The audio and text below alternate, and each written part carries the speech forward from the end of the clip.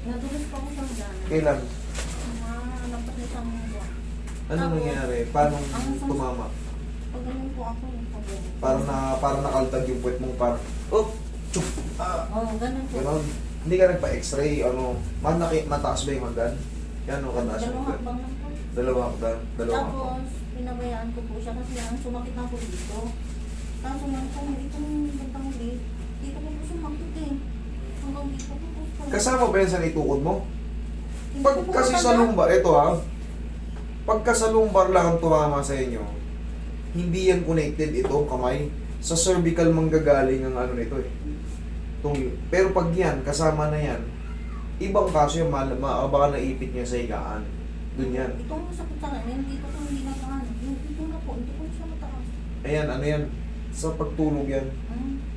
Sa pagtulog yan, pero yung dito sa lumbar, kasi sa nervous system, ang ang ano niyan, ang condensation niyan, dito sa lumbar, maaring sumakit yung paa mo hanggang paa, pag masakit ng balakang mo. Pero hindi yan tatawid na papuntang paangat. Dito manggagaling yan sa leg. Kung masakit ang leg mo, possible na mangala yung kamay mo. Opo, Pero pagka dito ka nadulas, tapos eventually, mga ilang araw sumakit dito mo, baka sa higa yun, sa pag-ipit yun. Hindi yan dyan, hindi tatalon yan. Hindi tatalon yan.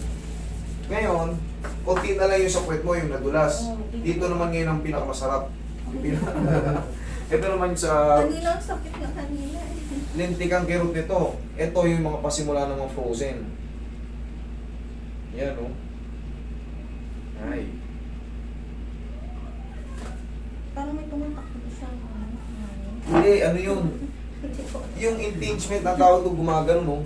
Oo, parang namipit. Hanggang dito. Oo, Hanggang dito. umaga. Umabot dito po. Sa leg yan. Opo. Pag ganun, oh. Sabi ko kasi, pag magkadugtong yan, pero yung dito, tatalon pa ganun. Ah, hindi. Hindi yan. Hindi. Para may knowledge din kayo sa ano. Pangapat na araw na itong pinitiis ko eh. Tanggalin na natin ngayon. May matitira lang dyan konti, pero pag napahinga ka ng mga 2 araw, tanggal na yan. Wash out na lahat yan. Tsaka maangat mo na yan, kita mo yun. Sakit to. Oo, parang may tapos, pag nagugas Parang may ako ng pumipigil na plato, hindi mo. Ay, hindi ka pa makakapag-ugas ng tato niyan. Ngayon, pero mamaya, okay na yan. Hindi nung nagugas po ko ng plato. Hindi Ano yan pasa mo? Baka naitukot mo rin yan. Baka may upog ka ni kuya. Napakuha mo ako ng tubig. Okay, kala ko. May pasa ka kasi. O, isinalag mo yan eh. Biro lang yan. Ako sumasalag. Very good.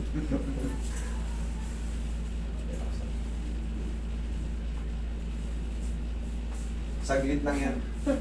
Tanggal na yan. Paangat na natin yung mamaya. May matitira pang konting stress dyan, pero pag habang napapahinga ka, mga 2 araw, finish na lahat yan.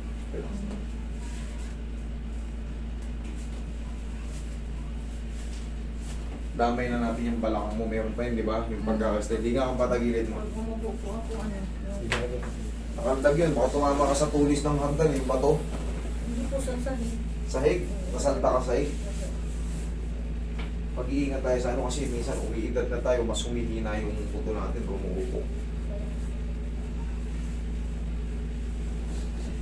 Yan. Kabilang side. Kabilang side.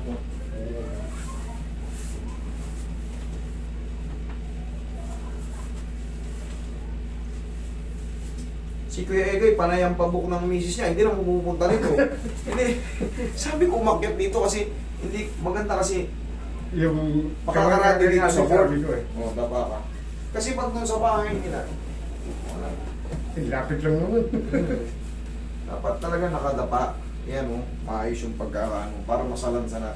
Tabingi yung spine nun, yung misis niya eh. Relax lang.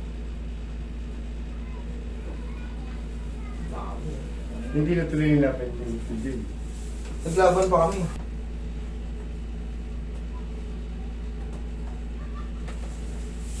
Pero nilalaban ako yun, 10-9.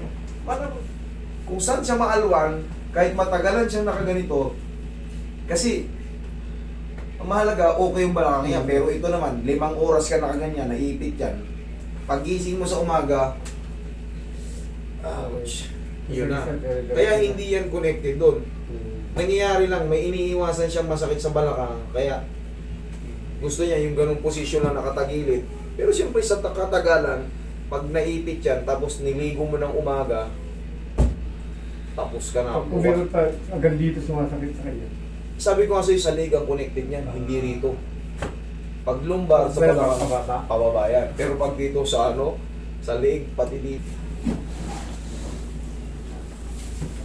Ano ginawa na?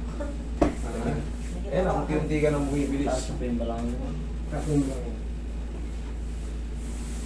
Pati ang balakang mo, lahat yan, damay-damay yan. Lagi sa dibdib yung kamay.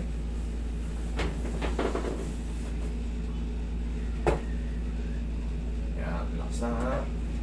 Okay, inhale. Exhale.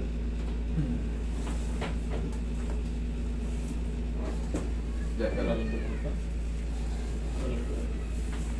Okay. Ngayon, may matitira pang konting ting dyan, pero 1 to 2 days, wash out na yan. Tsaka mamaya makakatulog ka na ng inam niyan. Sakit talaga. Mamaya, tignan mo. Iyan ko pa, haplusin ko pa. Last na. Ito na yung final. Grabe yung sakit nun kasi iba yung kirot niyan. Parang may kinukut-kut ng buto. Oo. Kanina lang itong bago ako pumunta ito. Umiyak nga ako. Sabi ko, sakit talaga. Parang may nana. Parang may nana. Parang... Ano yun? Siyempre, ano na yun eh. Yung impingement nga, lumalala na. Habang tumatagal kasi ito, mauuwi ka sa frozen shoulder. Pahihirapan ka nito. Tumatagal hanggang 8 buwan to. Masakit. Tumatagal ng ganyan yan. Kasi, based on my own observation, talagang yung 8 months pababa, yan yung pinakamasakit eh. Sa observe ko siya sa mga shoulder pain na. Pero pag lumagpas ka na ng 8 months, may pain exercise mo ng ganyan, no?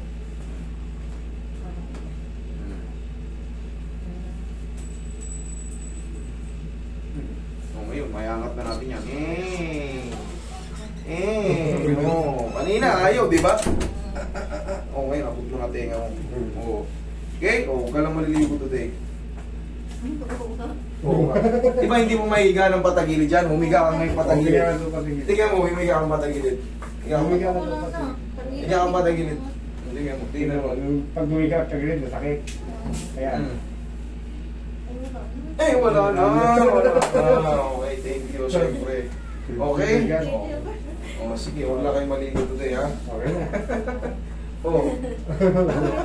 Ayaw mo naman yung gano'n. Okay, welcome. Sige. Ayaw mo itigil.